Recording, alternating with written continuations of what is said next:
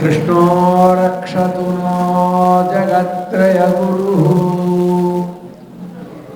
कृष्णं नमस्याम्यहम्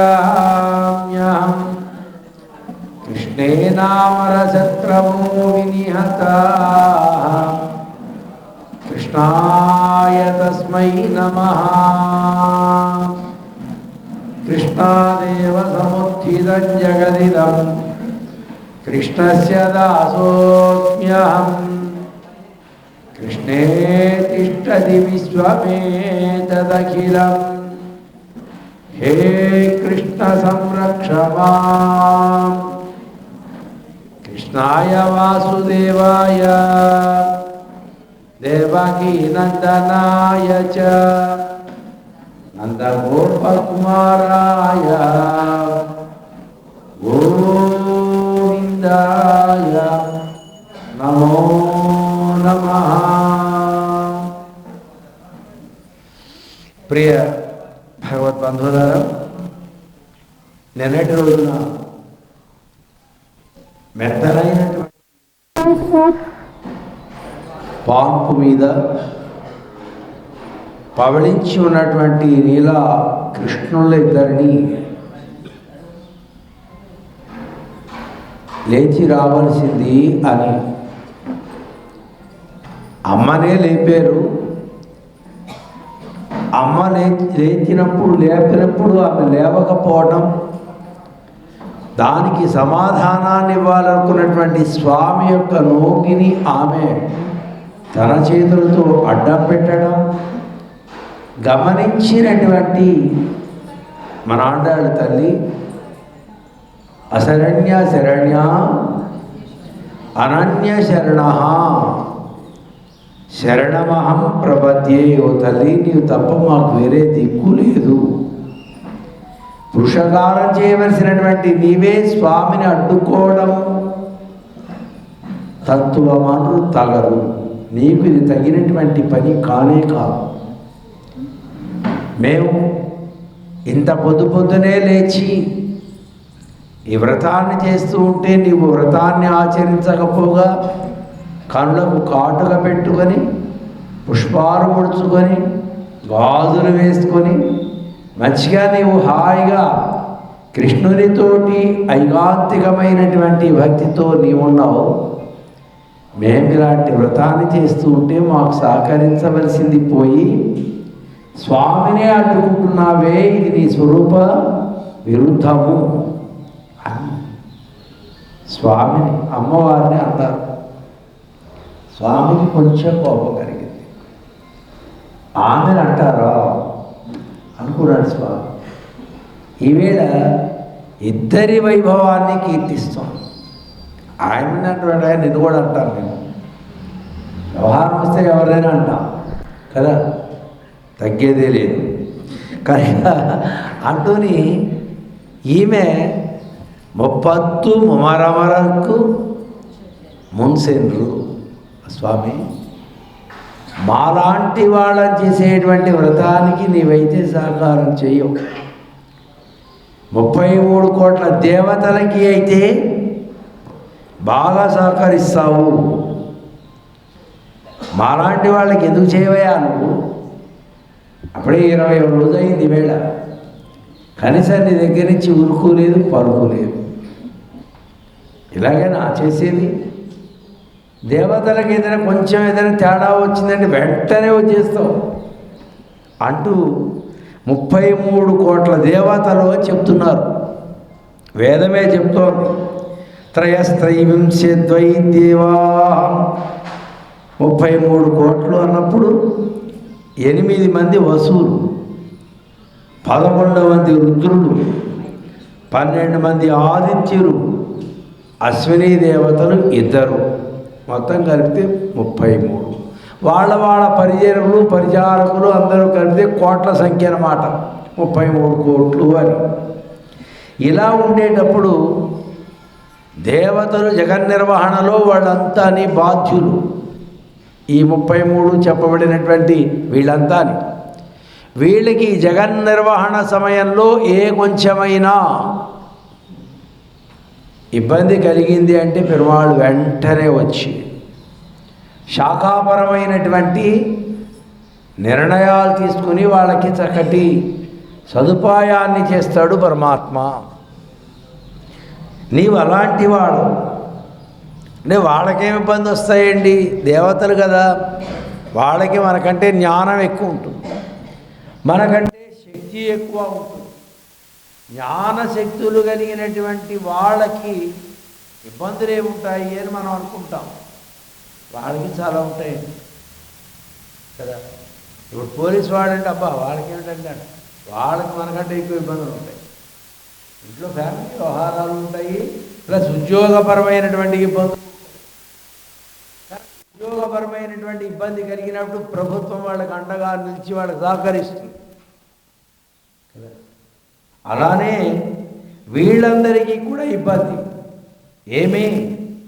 వేదాపహార గురుపాతక దైత్య పీడా ఆపద్విమోచన మహిష్ట ఫలప్రదానై కో అన్యః ప్రజాపశుపతి పరిపాతి అని ఆళ్వందార్ల స్తోత్రంలో బ్రహ్మదేవుడికి కలిగినటువంటి ఇబ్బంది. జగాలను సృష్టించేవాడు బ్రహ్మదేవుడు, ఆయనకే ఇబ్బంది. అబ్బాయే వాడికి తలకాయ నరికేస్తుంది. తీసే నిర్ణయాన్ని బుద్ధి తలకాయ ఉన్నాయి, నాకు ఒకటే తలకాయ ఉంది అని కోపం వచ్చే తలకాయ తీసేసాడు. మరి ఇబ్బంది కదండి, ఎందుకున్నాయో 4 తలకాయలే కదా. ఉన్నప్పుడు వాడికి చేస్తే కన్న కొడుకే తల తీసేయడు అంటే అది ఇబ్బంది కదా. తీసిన వాడికి ఇబ్బంది, తీసుకున్న వాడికి ఇబ్బంది. తీసిన వాడికి పాతకం, గురుపాతకము అంటారు దాన్ని.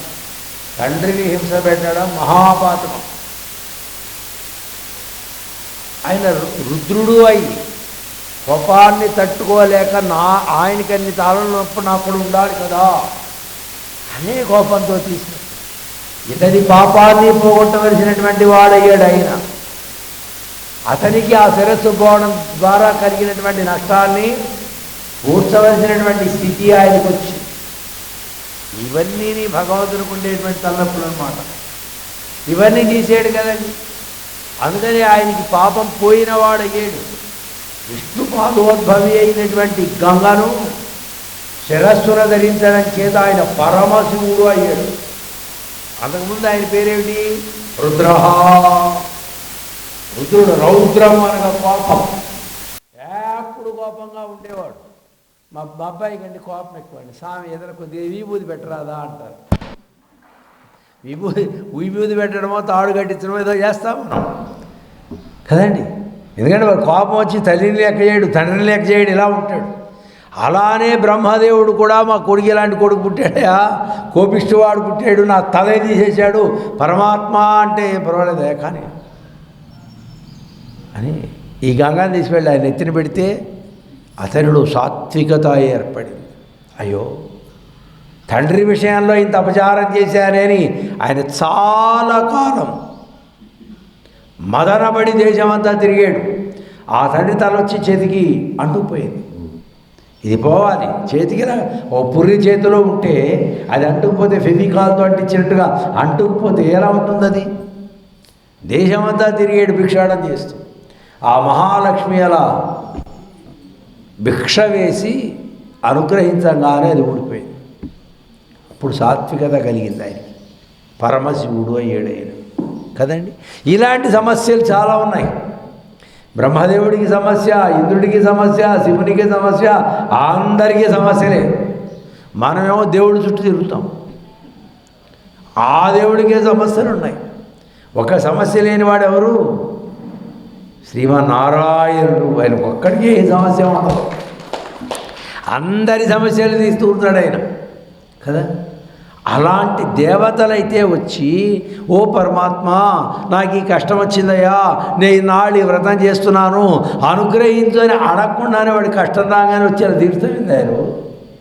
వాళ్ళకైతేనే ఇమీడియట్లీ యాక్షనా, మనకైతేనేమో నో యాక్షనా? ఇదేం న్యాయం అని మన ఆండాడు తల్లి ఓ ఫిల్ వేసింది. సుప్రీంకోర్టులో. ఇలాంటి న్యాయం ఏమిటి? దేవతలకు ఒక న్యాయం, మనిషికి ఒక న్యాయమా అంటూ నంబిళ్ళై అనే ఆచార్యుల ద్వారా వేయించింది. ఇప్పుడు కోర్టుకి మనం వెళ్ళామంటే మనకేమిటి తెలుసు? లాయర్ గారిని పట్టుకుని అలా పెడతాం కదా. ఆండాళమ్మ తల్లి పాసురానికి నంబిళ్ళై అని మహానుభావులు వ్యాఖ్యానం చేస్తూ దేవతల విషయంలో ఇలా ఉండడం, మన విషయంలో ఇలా ఉండడం తగునా, చట్టమా ఇది అంటూ 8 లా పాయింట్స్ 8 క్లాజెస్లో పెట్టింది. ఓ సెక్షన్ కింద ఇది, ఒక సెక్షన్కి ఇది అంటూని మొట్టమొదటి స్వామి నీవు రక్షించాలంటే జనం బాగా ఉండాలా. 33 కోట్ల దేవతలకైతే రక్షిస్తున్నావు అంటే మేము 5 లక్షల మంది అంటే చాలా తక్కువ కదా జన సంఖ్యాబలం, అందుకని రక్షించడం లేదా? ఇది ఒక క్లాజ్ 17A క్లాజ్ ప్రకారం ఇది వేసింది. ఇంకొకటి ఏదో క్లాజ్ పెట్టింది. ఏమండి, దేవతలకే రక్షణకి ఇస్తావా, మనుషులకి ఇవ్వవా? మగవాళ్ళకే ఇస్తావా, ఆడవాళ్ళకి ఇవ్వవా? స్వార్థపరులకే ఇస్తావా, నిస్వార్థపరులకి ఇవ్వవా? పని చేయించుకుని విశ్వాసం లేని వారికి ఇస్తావా, భవ్యులై ఉండే వారికి ఇవ్వవా? ఇవి ఆవిడ ప్రశ్నలు. శ్రమ పడకుండా నీ దగ్గరకు వచ్చి వాళ్ళకి ఇస్తావు, శ్రమ పడే వాళ్ళకి ఇవ్వవా? దేహ రక్షణ పరులకు ఇస్తావా, ఆత్మరక్షణ పరులకు ఇవ్వవా అంటూ ఆచార్యులు ప్రశ్నించారు భగవంతుడిని. అంటే రక్షణ అంటే అందరికీ చేయాలి కదా, చట్టము అందరికీ సమానమే, చట్టం పని చట్టం చేయను, ఇవన్నీ ఊరికే మాటలు, గంభీరమైన మాటలు ఏముండదు అక్కడ. చట్టం అలాంటి వాళ్ళకే కానీ నాయకులకే చట్టం ఉండదు కదండి. అంటే అలానే పనిచేస్తుంది మొదటి నుంచి. అంటే దేవాది దేవుడైన పరమాత్మ కూడా దేవతలకు ఒక న్యాయం, మనకు ఒక న్యాయం చేస్తే ఇలాంటి క్షుద్రులైన వాడు చేయడంలో పెద్ద విషయం ఏముందండి కదా. కనుక ఇలా ఎందుకు చేస్తావా యారు, నువ్వు ఎలాంటి వాడవు? చెప్పముడయాయ్, నీవు చాలా ప్రతిజ్ఞాపూర్వకమైనటువంటి ఆర్జవ గుణం కలిగిన వాడు పరమాత్మ. అంటే ఆశ్రయించినటువంటి వారి విషయంలో ఏ విధమైనటువంటి అనుమానం లేనే లేదు, రక్షించి తీరుతాడు. అది ఆయన ఆర్జవ గుణం. నమ్మకం మనకు ఉండదు కానీ ఆయన మనని నమ్మించి మరి. ఇప్పుడు ఎవరైనా మన దగ్గరికి వచ్చారనుకోండి, చూద్దామండి చేద్దామండి అంటాం, వాడు నమ్మడం. వాడు నమ్మడం లేదని మనం గమనించగానే వాడికి నమ్మకం లేదు. ఇప్పుడు నాకెందుకండి, నేను కూడా గమ్మునుంటా అంటాం కదా. దేవుడు అలా ఉండడండి. ఒక్కసారి ఆశ్రయించి ఈశ్వరా నువ్వు రక్షించాలి అని ప్రార్థన చేస్తే 600 నిన్ను రక్షించి తీరుతాడు. సమయం వచ్చేదాకా ఆగలేకపోవడం మనకు ఒక పెద్ద బాధ. అంటే రోగం వచ్చినంత తేలిగ్గా తగ్గిపోతుందండి. రావడం టక్మని వస్తుంది. ఇప్పుడు రాత్రి బాగానే ఉంటాడు, తెల్లవారి జరిగేదో వస్తుంది.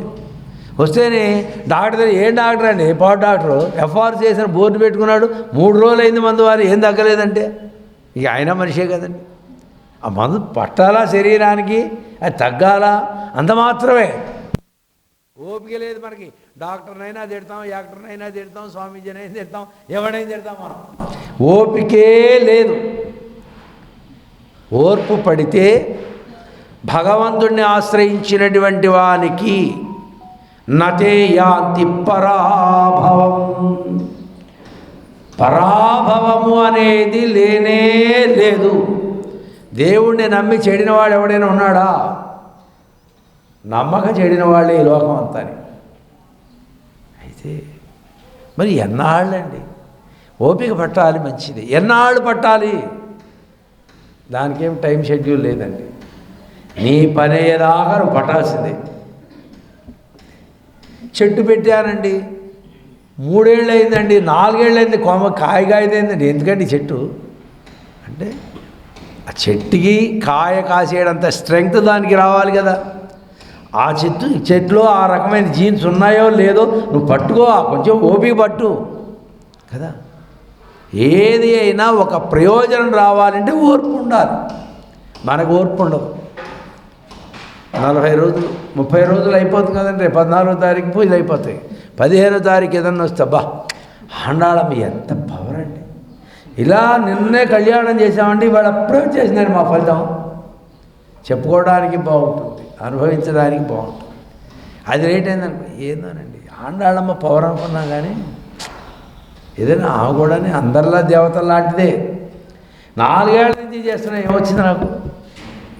ఇలా మాట్లాడేవాళ్ళు ఎక్కువ. నువ్వు 4 ఏళ్ళు 40 ఏళ్ళు నీకు ప్రయోజనం రావడానికి కావలసినటువంటి పుణ్యము పూర్వజన్మలో నువ్వు చేసి ఉండకపోతే నీవు ఏ దేవుడికి ఎన్ని పూజలు చేస్తే మాత్రం ఈవేళ పూజ రాలేదు అని దేవతను అనడంలో ఉద్దేశం ఏమిటి? ఆ ఓర్పు లేక ఈవేళ ఒక దేవుడు, రేపు ఒక దేవుడు, ఎల్లుండి ఒక దేవుడు, వారాల దేవుళ్ళు పెట్టాం మనం. మనిషి ఎంత తెలివిగలవాడు చూడండి. సోమవారం ఒక దేవుడు, సోమవారం అంటే శివుడిని పూజించాలండి, ఇంకే దేవుడిని పూజించకూడదు. మంగళవారం ఆంజనేయ స్వామిని పూజించాలి, ఇంకే దేవుడిని పూజించకూడదు. బుధవారం అంటే అయ్యప్ప స్వామి అండి, మా కృష్ణుడు అయ్యప్ప స్వామి. ఇలా గురువారం నాడు రాఘవేంద్ర స్వామి. ఇలా ఏమిటి ఎవరు చెప్పారు, ఎక్కడ ఉంది? దేనికైనా ఒక ప్రమాణం ఉండాలి కదా. ఇప్పుడు మేము ఈ మాటలు చెప్తున్నామంటే ఇదిగో గ్రంథం ఉంది ఇక్కడ ఎదురుగుండా, ఈ గ్రంథ ప్రమాణంగా నేను చెప్తున్నాను. ఇలా వారానికో దేవుణ్ణి పూజించమని ఏ గ్రంథంలో ఉంది? ఏ గ్రంథంలో ఉండదండి. నీ బుద్ధి స్థిరమైంది కాకపోవడమే ప్రమాణం, అంతకంటే ఏం లేదు. అందరూ ఒకటే కదండి. అమ్మమ్మ ఎన్ని మాటలండి. ఇంకా గురువులు ఎందుకు, సంప్రదాయం ఎందుకు, గురు పరంపర దేనికి? అన్నీ మనమే అనేసుకుంటే, అన్నీ మన ఇష్టం వచ్చినట్టే నిర్ణయాలు చేసేసుకుంటే ఈ సమాజం చూడండి ఎంత తప్పుదో పడుతుందో. దీన్ని ఎవరు బాగు చేయాలి? మేమేమంటామంటే మనం ఏదో క్రైస్తవ మతాన్ని జనాలు వెళ్ళిపోతున్నారు కనుక దాన్ని తగ్గించాలి, లేదు ఇంకోటి ఏదో, అవన్నీ మనకు అవసరం లేదు. పోయేవాడు పోతూ ఉంటాడు, వచ్చేవాడు వస్తుంటాడు. ఉన్నవాడిని సరిచేయి ఫస్ట్. నువ్వు రోజుకో దేవుడు, వారానికో దేవుడు, ఇలా ఇది ఎక్కడి సంప్రదాయం, ఏమిటి దీని ప్రమాణం? ఇలాంటి వాటిని మనం సరి చేసుకోలేకపోతున్నామే. ఏదో ఇతర మతంలోకి పోయేవాడిని మనం ఏం చేస్తాం? మన ఇంట్లో బిడ్డని మనం బాగు చేసుకోలేక ఎవడో మీద పడి ఏడిస్తే ఉపయోగం ఏమైనా ఉందా? నో. నాయనా ఇది తప్పురా. నువ్వు కృష్ణుడో, రాముడో, వెంకటేశ్వరుడో, శ్రీనివాసుడో, అయ్యప్ప స్వామో, శివుడో ఎవరైనా కానీ వాళ్ళందరినీ మనమేం తప్పు పట్టడాలో వాళ్ళు దేవుళ్ళే, దేవతలే. ఎవరు ఒకళ్ళని పూర్ణంగా నమ్ము, లైఫ్ లాంగ్ వాటితోనే ఉండు. ఇది దృఢత్వానికి విశ్వాసానికి పరాకాష్ఠ. అలా కాకుండా నా పని అవ్వలేదు కనుక ఆ దేవుడు చేస్తాడేమో, నా పని అవ్వలేదు కనుక ఈ దేవుడు చేస్తాడేమో అని, ఇవేమిటిది? ఇది ఒక సంప్రదాయమా? ఇది ఒక ఆచారమా? ఇది ఒక విధానమా? అలా ఆ దేవతలెవరూ కూడా నిన్ను బాధ్యత తీసుకోరు. నీవు ప్రార్థించినా ప్రార్థించకపోయినా ఆశ్రయించకపోయినా నీ బాధ్యత తీసుకునేటువంటి వాడు నారాయణుడే. ఎస్. ఎందుకని? ఆత్మ అనేది ఆయన వస్తువు. ఎవరి వస్తువుని వాళ్ళే బాగు చేసుకోవాలి కదా. మీ వస్తువుని మీ ఇంట్లో మీరు జాగ్రత్త చేసుకోవాలి, కానీ మీ పక్క వాళ్ళు పాపం వాడు మర్చిపోయి వెళ్ళిపోయిందని జాగ్రత్త చేస్తున్నాడు అస్సలు చేయరు. అదేమిటండి కొంచెం తీసి లోపల పెట్టిపోయారు, మీరు చెప్పలేదు, మేమే పెడతాం. తీసి లోపల పెట్టారు దొంగ అంటారు. మళ్ళీ కొత్తగా ఇంకో ఉన్న వ్యవహారాల ద్వారా కొత్త పోస్ట్ ఒకటి మళ్ళీ వరకు కదండి. కనుక ఎవరి వస్తువుకి వారే బాధ్యత వహించాలి. అందుకనే పాపం రైల్వే స్టేషన్లో పెడతారు, మీ వస్తువుకి మా బాధ్యత లేదు. వాళ్ళ బాధ్యతల్లో మన డబ్బులు కొట్టడమే బాధ్యత, ఏ బాధ్యత ఉండదు వాళ్ళకి. చూసారా? కనుక ఆత్మ వస్తువుకి బ్రహ్మకి బాధ్యత లేదు, శివునికి బాధ్యత లేదు, ఇంద్రుడికి బాధ్యత లేదు. ముక్కోటి దేవతల్లో ఏ దేవతకి కూడా ఆత్మను జాగ్రత్త చేసేటువంటి బాధ్యత లేదు. ఆత్మవస్తువు నారాయణుడిది కనుక ఆయన బాగు చేసుకోవాలి. అందుకని నీకు విశ్వాసం లేకపోయినా విశ్వాసం కలిగించి నిన్ను బాగు చేసుకోవడం కోసం ఆయన శతవిధాల ప్రయత్నం చేస్తూనే ఉంటాడు. మనం ఈవేళ ఈ మాత్రం గుళ్ళో కూర్చుని ఇలా చేతులు కట్టుకొని కూర్చున్నామంటే ఆయన ఎంత ప్రయత్నం చేస్తేనో. పిల్లవాడిని చదివించి ఒక యోగ్యత కలిగి మా అబ్బాయి చదువు అయిందే అయినేసరికి ఆ తల్లిదండ్రులు ఇద్దరికీ నాయన ఏడుకొండలవాడ నీ దయ వల్ల మా పిల్లగాడి చదువు పూర్తయింది. ఎన్ని తిప్పలు పడితేనండి, ఎన్ని తిప్పలు పడితే వాడు చదువుకోవాలని ఉండదు. వాడు ఆయన పెద్ద కాలేజీలో ఫీజు కట్టి వస్తాడు, వీడేమో తిరుగుతూ ఉంటాడు. ఒరే బాబు నీ దండం పెడతారా, చదువుకోరా, మీ నాయన నన్ను తిడుతున్నాడు రా, మీ నాయన నన్ను తిడుతున్నాడు. తిడితే తెలుసుకోవమ్మా, మీ ఆయన నేను తిడితే నాకేంటి అంటాడు వాడు. అరే నీ చదువు గురించి నువ్వు చదవటం లేదని మీ నాన్న తిడుతున్నాడు రా అంటే నేను చదవకపోతే ఆయనకేంటి అంటాడు. వాడు అదే స్టైల్లో మాట్లాడతాడు. నేను చదవకపోతే ఆయనకేంటి, ఆయన చదువుకున్నాడా, ఆయన కూడా ఎట్లా చేశాడా, నాకులా చేయలేదా, నాయన మీద ఏడిపించలేదా ఆయన అంటాడు. ఎన్ని ప్రశ్నలు. అరే కొడుకుని ఇమ్మంటే ఇలాంటి పెద్ద లాయర్ని ఇచ్చినట్టుగా ఇచ్చాడు వీడు, అన్ని ప్రశ్నలు వేస్తున్నాడు దేవుడా. వాడు ఎట్టగొట్ట చదువు పుడుతుంది. దేవుడి దయ వల్ల మా అబ్బాయి చదువు అయిందండి, దేవుడి దయ వల్ల అనండి, మా ప్రయత్నం వల్ల అన్నారంటే మీ ప్రయత్నం ఇక లైఫ్ లాంగ్ ఇంతే కదా. ఇలా మన బిడ్డని బాగు చేసుకోవడానికి మనం ఎన్ని అవస్థలు పడుతున్నామో ఆత్మను బాగు చేయడానికి పరమాత్మ అన్ని అవస్థలు పడతాడు. పడితే ఈవేళ మనం ఇలా గుళ్ళోకి వచ్చి కాసేపు కూర్చునే స్థాయికి వచ్చాం. ఎన్నెన్ని జన్మల్లో ఎన్నెన్ని తిప్పలు పెట్టామో దేవుణ్ణి, ఆ తిప్పలు పడి పడి పడి పడి ఆయన అరే బాబు ఈయన బాగుపడితే బాగుండరా అని ఎంతో అనుగ్రహం చేస్తే ఈ మాత్రానికి మనం భక్తులమైన బోర్డు పెట్టుకున్నాం. కానీ నిజంగా అంత భక్తి అయితే మనకేం లేదు. మీరు నన్ను కర్నూలు రానిచ్చకపోయినా నేను గట్టిగానే చెప్తా, మనం అందరం భక్తులు అంటే మాత్రం నేను ఒప్పుకోను. అవునా కదా, అంత భక్తే చేస్తున్నాం మనం. ఇంకో అరగంట అయితే టిఫిన్ చేయాలి, అంత భక్తి ఏం చేయడంలా మనం ఏ వేటిగా చేయాల్సిందే. ఇదేమిటంటే ఏదో పార్ట్ టైం జాబ్లాగా చేస్తున్నాం. కానీ నిరవధికమైనటువంటి ప్రేమ పొంగేటట్లుగా మనం ఏమైనా భక్తి చేస్తున్నామా? ఎప్పుడు వస్తుందండి అది? అలాంటి భక్తి రావాలంటే మళ్ళీ దానికి కూడా ఆయన ఏదో చేయాల్సిందే. మన ప్రయత్నంతో అయ్యేదైతే కాదండి. ఒక 108 జన్మలు ఎత్తినా కూడా నిరవధికమైనటువంటి భక్తి వస్తుందా అనేటువంటిది క్వశ్చనే. భక్తి అంటే ఎక్కడికి పరాకాష్ట? ఏం స్వామి అట్లంటారు మీరు? ఎప్పుడో తెల్లవారుజామున 3 గంటలకు లేచాం, 9 దాకా ఇంతకంటే ఇంకెవరు చేస్తారండి? ఏ దేశం వెళ్ళినా ఇంతకంటే చేసేవాళ్ళు లేరండి. కనుక మీరు మమ్మల్ని మెచ్చుకోవాల్సిందంటే నేను మెచ్చుకోను. మిమ్మల్నే కాదండి, నన్ను కూడా నేను మెచ్చుకోను. ఎస్, నా దగ్గర ఆ నిజాయితీ ఉంది. నన్ను కూడా నేను మెచ్చుకోను. నాకంటే మీకు ఎక్కువ మార్కులు పడితే అది ఒప్పుకుంటా, ఒప్పుకుంటా. కానీ నన్ను నేను భక్తుడు అనుకోవడంలే, మిమ్మల్ని భక్తుడు అని కూడా నేను అన్నాను, ఎవరిని అన్నాను. ఎందుకనో అందరం పార్ట్ టైం జాబ్ చేస్తున్నాం. ఎస్, నిజంగా భక్తి ఉన్నవాడికి ఆకలి అవుతుందండి, నిజంగా భక్తి ఉన్నవాడికి నిద్ర పడుతుందండి, నిజంగా భక్తి ఉన్నటువంటి వాడికి దేహం మీద వ్యామోహం ఉంటుందా? అందుకనే వాళ్ళ పెద్ద గుడి కట్టి చక్కగా గుళ్ళో పెట్టాం. ఆళ్వారాచార్య సన్నిధి పెట్టాం. వాళ్ళకి ఆకలి లేదు, దప్పిలేదు. ఎప్పుడు నారాయణ, వాసుదేవ, గోవింద, ముకుంద, మురారి ఇలానే కണ്ണనల్లాల్ దైవమిల్లై ఆళ్వారు అన్నారు. దేవుడంటే మా కృష్ణుడండి. కృష్ణుడు యొక్క నామాన్ని జపిస్తూ ఉంటే ఆకలి వేయదు, దప్పిక వేయదు, నిద్ర రాదు అంటూ ఉన్నం సోర్ పరుహునీర్ వెచ్చిలై ఎల్లాం కన్నాను. త్రాగే నీరు కృష్ణుడు అంటే నీకు నీరు ఎప్పుడైనా తాగాలనుకుంటే 10 సార్లు కృష్ణ అనుకో, దాని అవసరం అయిపోదు. ఎప్పుడైనా ఆకలి అయిందని ఎప్పుడైనా ఎప్పుడు అవుతూనే ఉంటుంది మనకి. మన ఏమిటో మన అదృష్టం ఏమిటోనండి, 24 గంటల్లో ఒక 5-6 గంటలు ఏమైనా ఆకలి అవ్వదేమో, కానీ మిగతా సమయం అంతా ఆకలి అవుతూనే ఉంటుంది.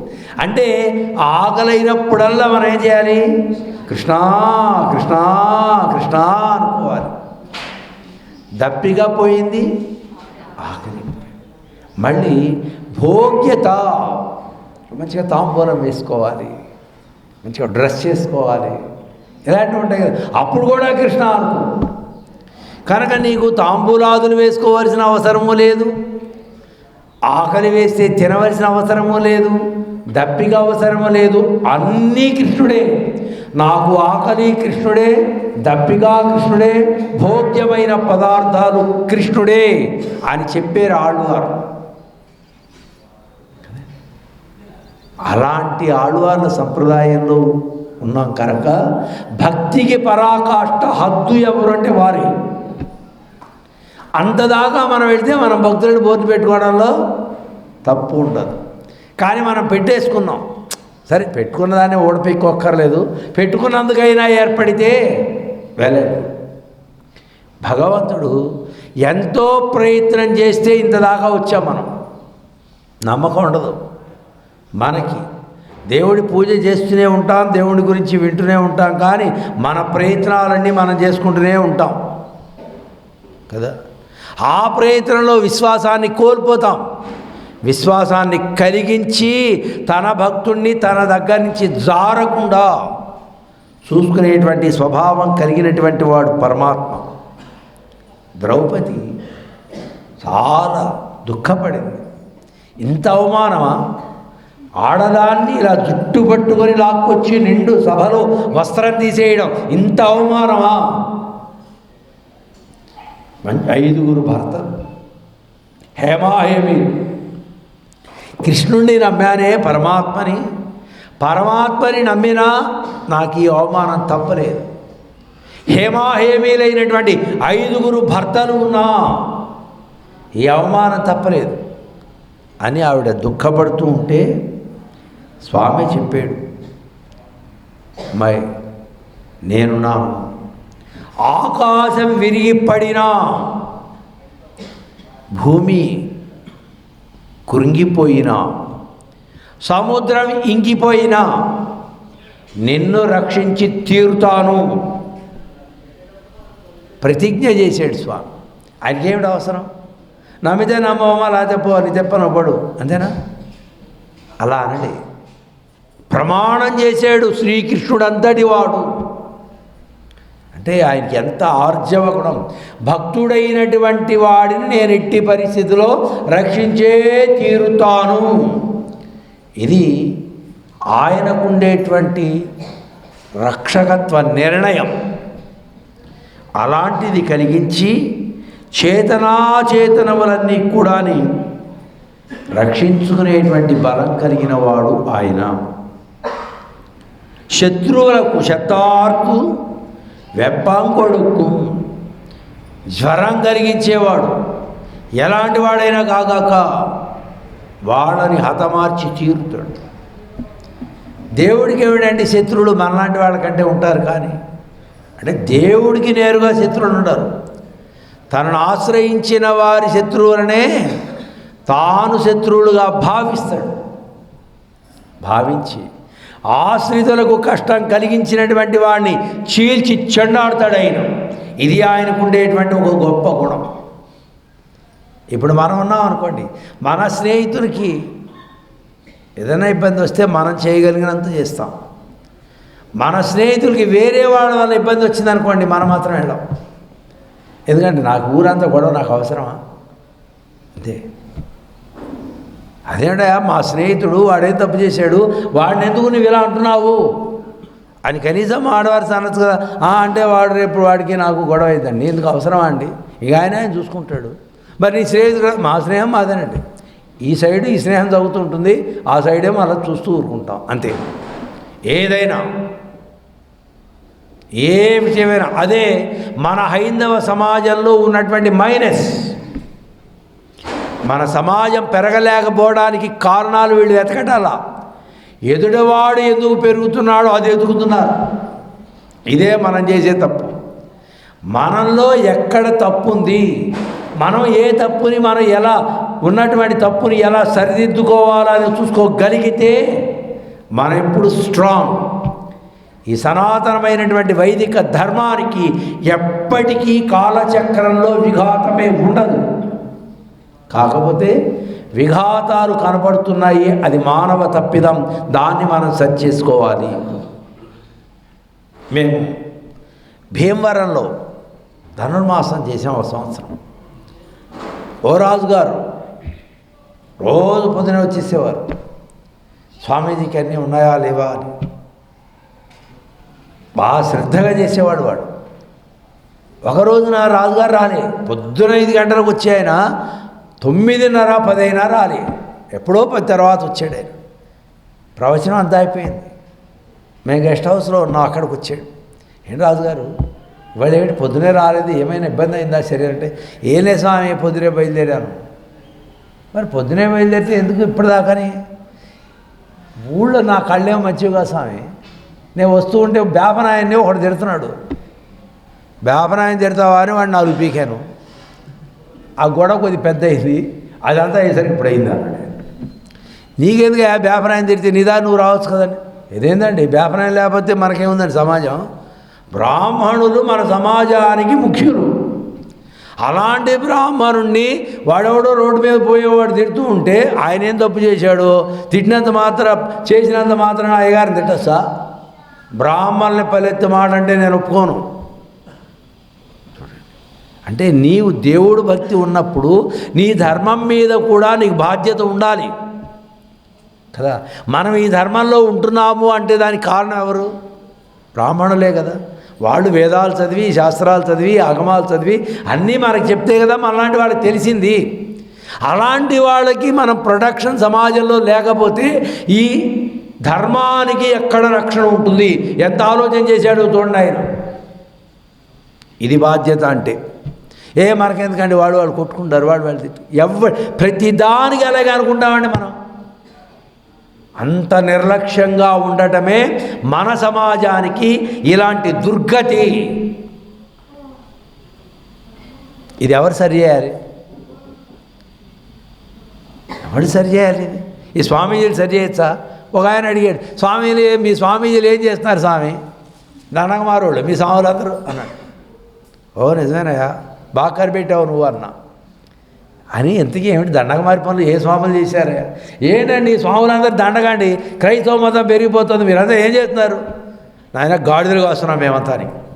నువ్వు గుర్రమైనా కాయలేదా నువ్వు? అందరూ ఏం చేస్తున్నారే?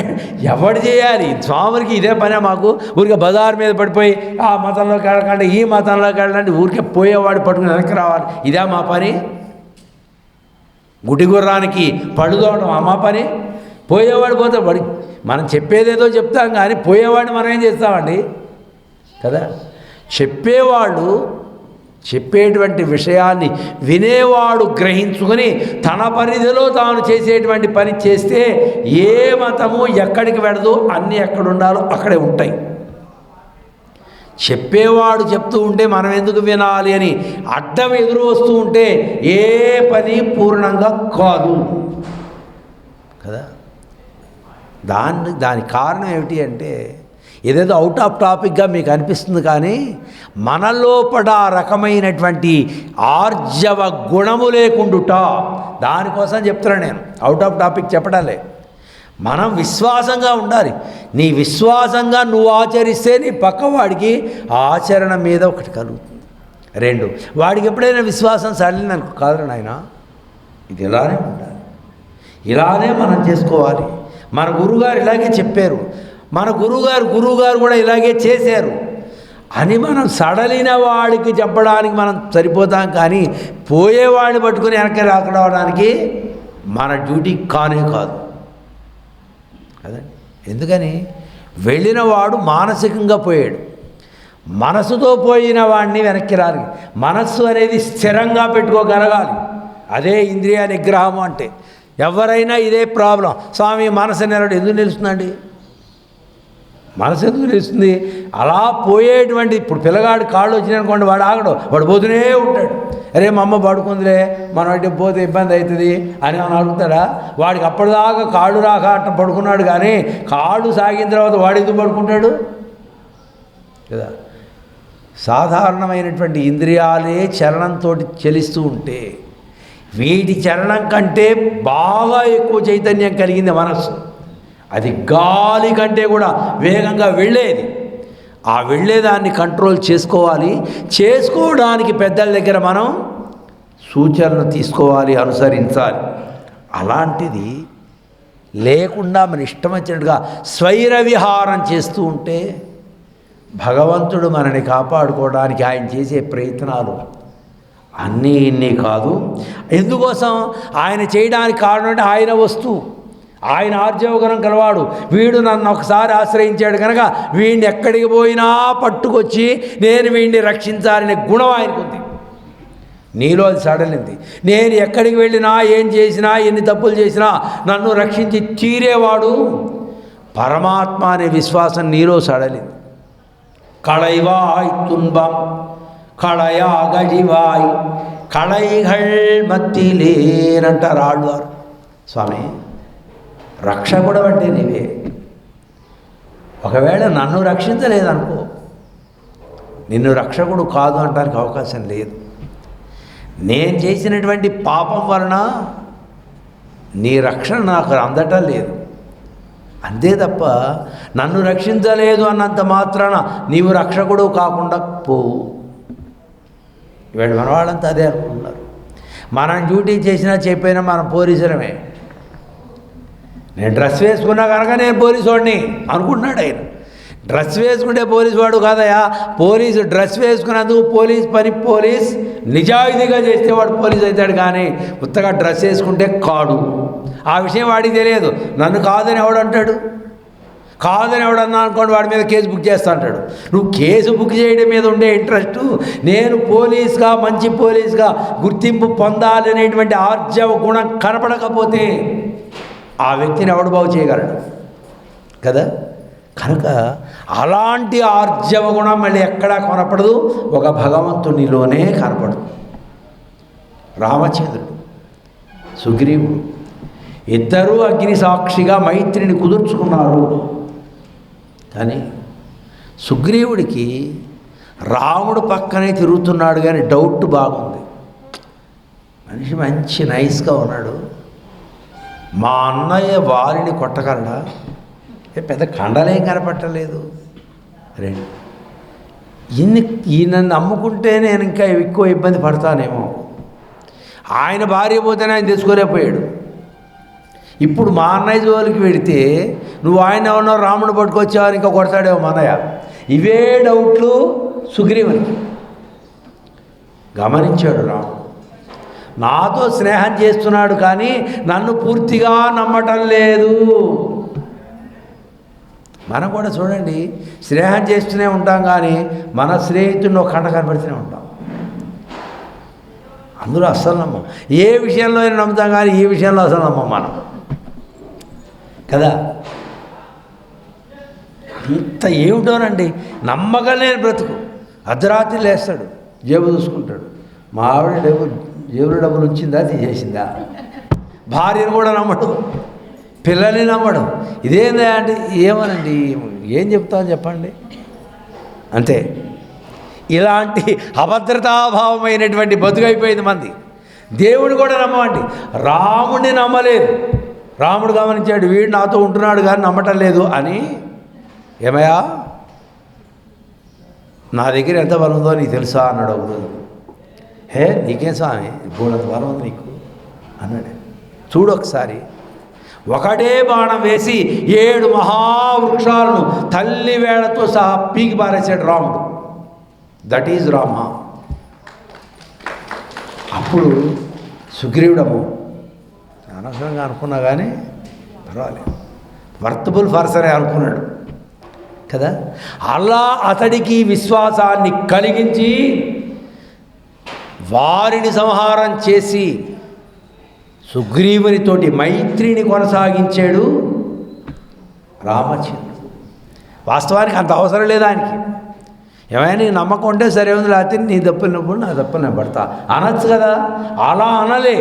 అలా ఎందుకని అనలేదు అంటే ఆయన అచ్యుతుడు, ఒక్కసారి ఆశ్రయించిన వారిని వదలని వాడు. మనం వదిలేస్తాం, మనం ఇప్పుడు వదిలేస్తాం. ఇప్పుడు ధనుర్మాసం అయిపోగానే రంగనాథుని కూడా వదిలేస్తాం. మళ్ళీ వెంటనే మనకు ఇంకో మాసం వస్తుంది, కార్తీక మాసం. మళ్ళీ అక్కడ కనపడతాం, శివాలయంలో కనపడతాం. మళ్ళీ ఇంకో మాసం ఏదో వస్తుంది, అక్కడ అమ్మవారి గుడిలో కనపడతాం. మళ్ళీ ఇంకో మాసం ఏదో వస్తుంది, వినాయకుడి గుడిలో కనపడతాం. ఎన్ని గుళ్ళు, ఎన్ని పూజలు, ఎన్ని వ్యవహారాలు. ఎక్కడైనా పోని వెళ్ళండి, తప్పేం లేదు. ఎవరినో ఒకరిని నమ్ము, మనం అనేది అదే. వైష్ణవ సిద్ధాంతం చెప్పేది అది. ఏ దేవుడి మీద ఎవరికి ఏ రకమైనటువంటి తక్కువదనం లేదు. నువ్వు శివాలయంలో శివాలయంలో ఉండు, ఆ అశాంతం ఆ శివునితోనే ఉండు.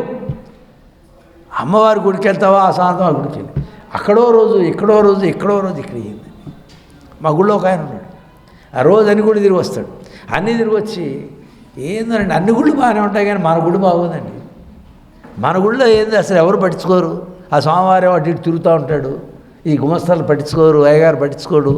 అన్ని గుళ్ళు తిరిగి వచ్చి మన దగ్గరికి వచ్చి ఇక్కడికి వచ్చి ఇక్కడ మరి చేస్తాడు ఆయన. ఒరే బాబు ఇక్కడ రాబాకరణ ఆయన ఎక్కడన్నా తిరిగావు, నీకు ఎక్కడ బాగుందో అక్కడికి వెళ్ళ అట్టండి. వెంకటేశ్వరాన్ని వదులుకుంటావా, గురువుగారిని వదులుకుంటావా? గురువుగారిని వదలడు, వెంకటేశ్వరాన్ని వదలడు, అన్నీ తిరిగి వస్తాడు. మళ్ళీ విమర్శలు మాత్రం మనకే. పాపం మనస్సు నిలకడలేనితనం.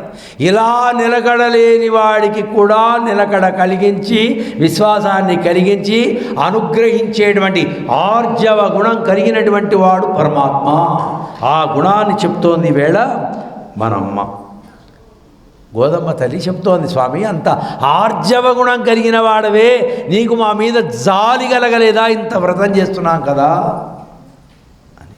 ఒక పక్క విమర్శ ఉంది, ఒక పక్క కీర్తన, ఆర్జవ గుణం కలిగిన వాడా అని ఈ అమ్మవారిని చెప్తోంది. చెప్పెన్నమెన్మురై చెవ్వాయ్ చిరుమరుంగుల్.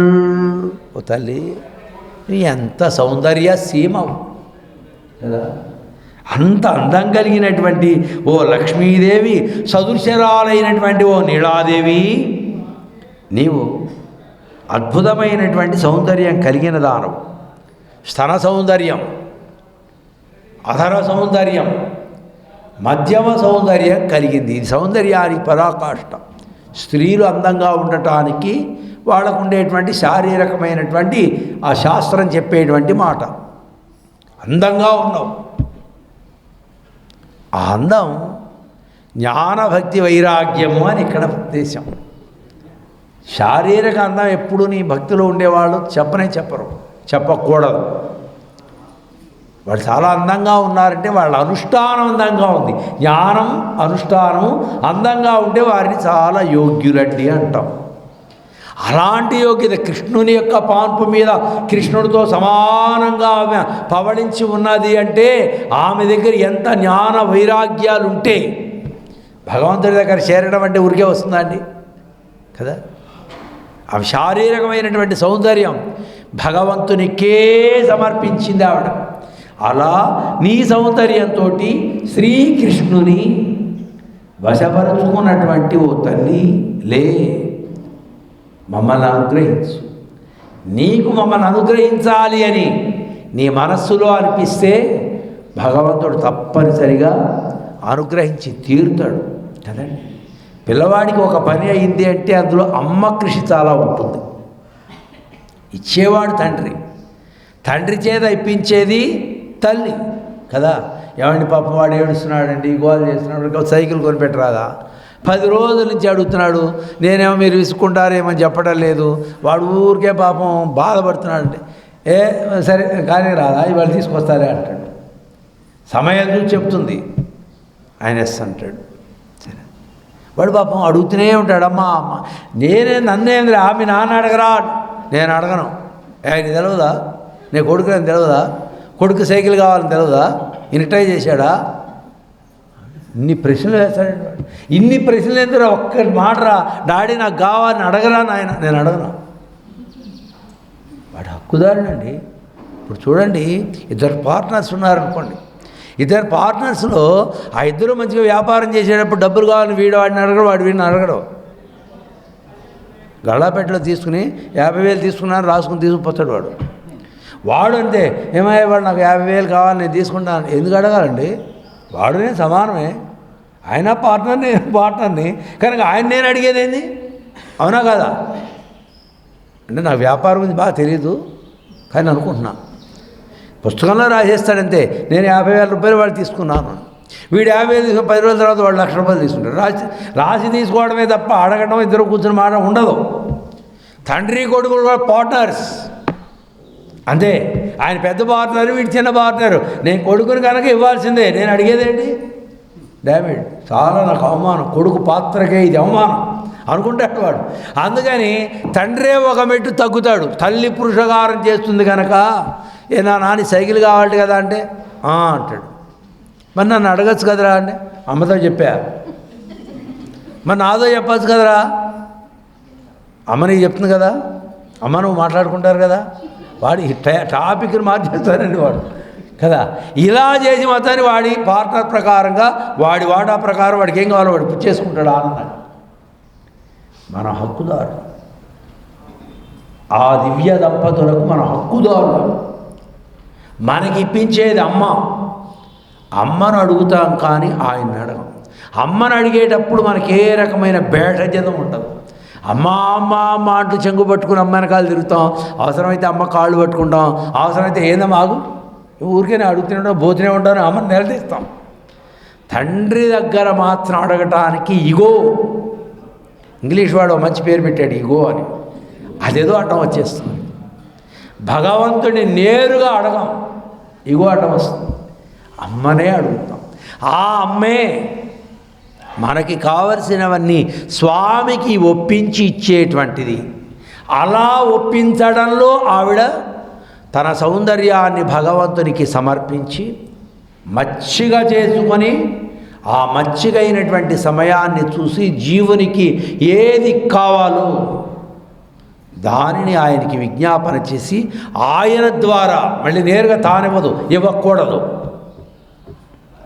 ఇవ్వకూడదు. అది ఆమె పాత్రకి భంగం, స్వభావానికి భంగం. అందుకని తాను డబ్బులున్నా కూడా మీ నాన్న ఇవ్వాలి అంటూ ఆయన చేతే ఇప్పిస్తుంది. అలాంటి ఓ తల్లి నిన్ను ప్రార్థన చేస్తుంటే నువ్వు లేచి రావాల్సింది అని అమ్మను ప్రార్థించారు. ఆమెకు జాలి కలిగింది, లేచింది. ఏం కావాలి మీకు అన్నది. వీళ్ళు అడిగారు మనవాడు, ఉక్కము తట్టొడియం తందున్మళాడనై ఇప్పోదు.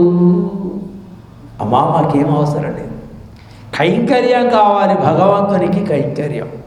నీతో కూడి ఉన్నటువంటి ఆ శ్రీకృష్ణునికి సేవ చేయడం అనేదే మేము అడుగుతున్నాం, కానీ క్షుద్రమైనటువంటి ఏ ఇతరమైనటువంటి కోరికలు మేము కోరడం లేదు అని. ఇక్కడ ఉక్కము తట్టొడియం తందున్ మళాడనై అనడం చేత మాకు ఒక అద్దం కావాలి, ఓ విసనకర్ర కావాలి, శ్రీకృష్ణుడు కావాలి. కృష్ణుడు కావాలి అంటే అమ్మ రండి వాళ్ళు ఎవరో వచ్చారు అని పిలిస్తేనే వస్తాడు ఆయన. కనుక ఆయన ఇవ్వు అనడం చేత ఆయన్ని తీసుకొచ్చి మాకు అనుగ్రహంతో మా దగ్గర కూర్చోబెట్టు.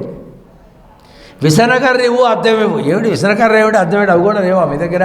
తెచ్చుకోవచ్చు కదా అంటే లక్ష్మీ కటాక్షం కలిగిన వాడికే ఆత్మస్వరూప జ్ఞానం. అద్దము అంటే ఆత్మస్వరూప జ్ఞానం కదా. మన అద్దం ముందు కూర్చుంటాం, ఎంత బాగున్నాను, కొంచెం జుట్టు నెరవకుండా ఉంటే నాకేమిటి తక్కువ, సినిమాల్లోకి నేను కూడా పోయేవాడు అనుకుంటే ఎవడు కూడా అనుకుంటాడు. మన మొహం మనకు నచ్చుతుంది కదండి. మన మొహానికి ఏం తక్కువ అండి? ఎవడి వాళ్ళు అలాగే అనుకుంటాం.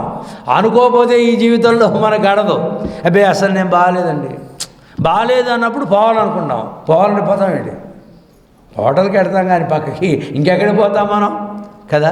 కనుక మన శరీరం, మన అందం, మన ఖచ్చితంగా మన ముఖం మనకి నచ్చి తీరుతుంది ఎవరికైనా.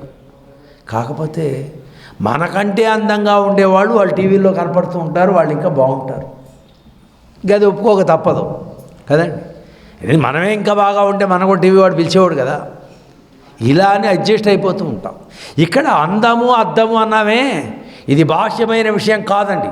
ఆత్మస్వరూప జ్ఞానము. ఆత్మస్వరూప జ్ఞానం అందరికీ బాగానే ఉంటుందండి, అందరికీ ఒకటిగానే ఉంటుంది. ఆత్మ ఎవరికైనా ఒకటే. ఏనుగుకి ఏనుగంత ఉండదు, పందికి పంది అంత ఉండదు, మనిషికి మనిషి అంత ఉండదు.